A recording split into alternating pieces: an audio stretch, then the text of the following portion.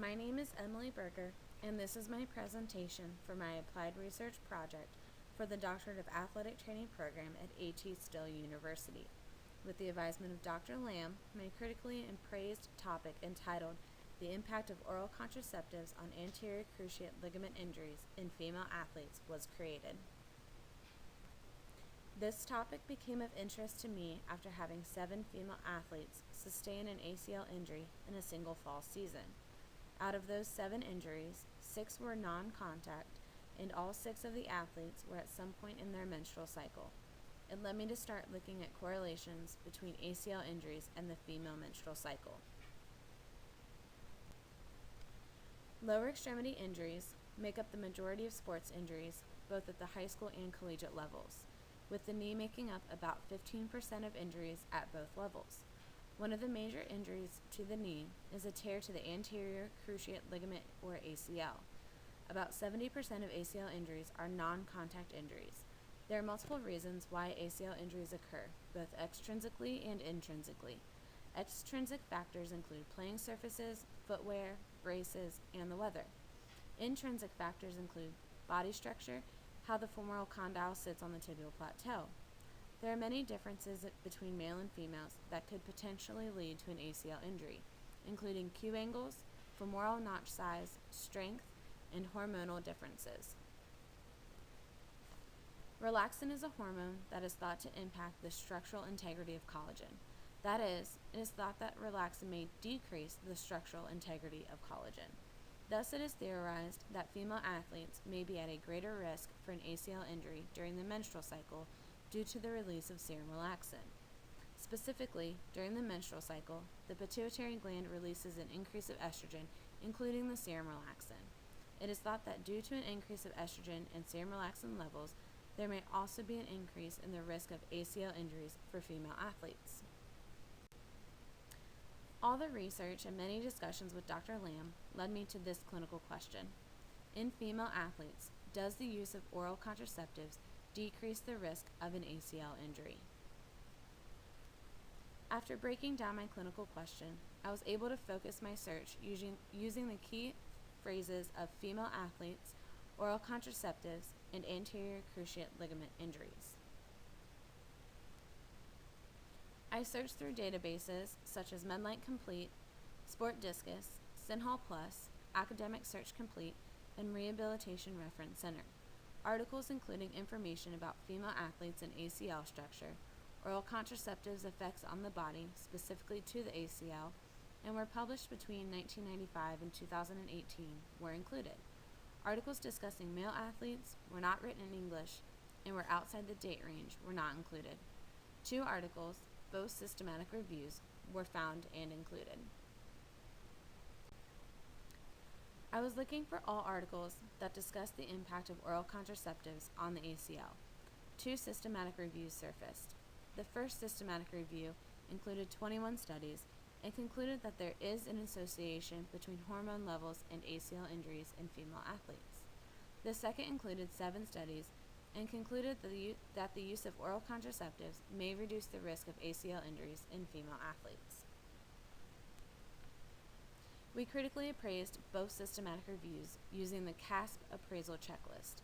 The CASP appraisal checklist evaluates the systematic review across 4 primary categories: right types of studies used, all relevant studies included, results combined, and overall results. Looking at the CASP appraisal checklist, it is very apparent that both the Herzberg and Samuelson articles included the right type of articles and included all relevant articles. Herzberg combined the results into 2 groups: hormonal contraceptives and ACL injury, and knee laxity in the menstrual cycle. Samuelson did the same by combining the results into 2 groups: oral contraceptive use and ACL injury, and timing of ACL injury over the menstrual cycle. Both articles had definite overall results that were published. The results will be discussed shortly. The first systematic review was from Herzberg 2017, entitled The Effect of Menstrual Cycle and Contraceptives on ACL Injuries and Laxity. Herzberg and the other researchers gathered data from 21 studies, which totaled over 68,000 participants. The participants were divided into 2 groups: hormonal contraceptives in ACL injury, and knee laxity in the menstrual cycle. Based on all of the studies, it was found that oral contraceptive users were 18% less likely to have to undergo a surgery for an ACL injury. It was also found that oral contraceptive users had a 20% less chance of sustaining an ACL injury. Buerger concluded that the confidence in their findings remained low due to assembly participants, the maintenance of the cohort, and adjusting for confounders in several of the studies.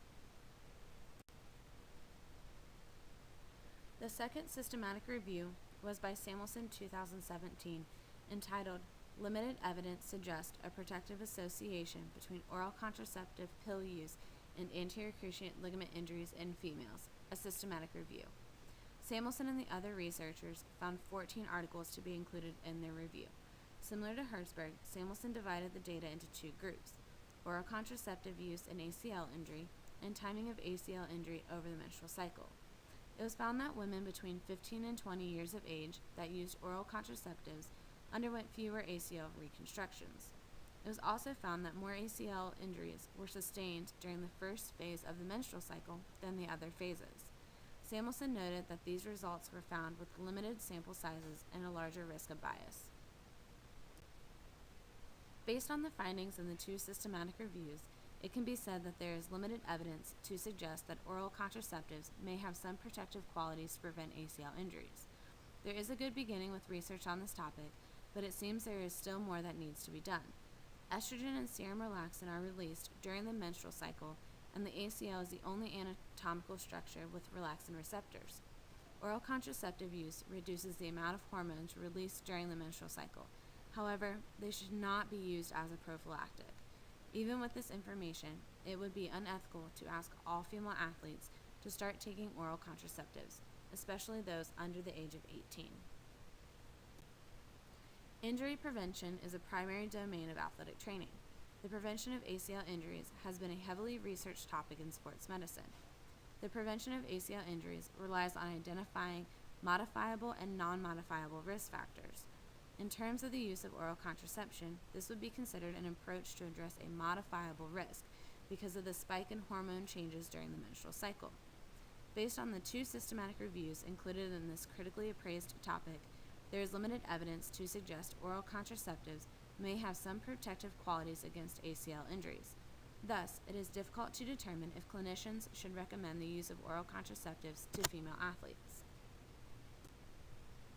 There is a need for further research. One area that research needs to continue is in the area of preventative treatments. For example, there is no known research on how the use of oral contraceptives as a preventative measure compares to other approaches such as jump landing training or strength training on preventing ACL injuries. Current evidence suggests that jump landing and strength training can also prevent injuries, but little is known about the comparative effectiveness between these strategies. Further research should consider determining the comparative effects of prevention approaches. A big movement right now is in the use of natural medicines. It would be interesting to see if there are any natural medicines or remedies that could lower a woman's serum relaxin levels during the menstrual cycle that could be used instead of oral contraceptives. Thank you to everyone for listening to this presentation, and even bigger thank you to Dr. Lamb for his guidance through this process.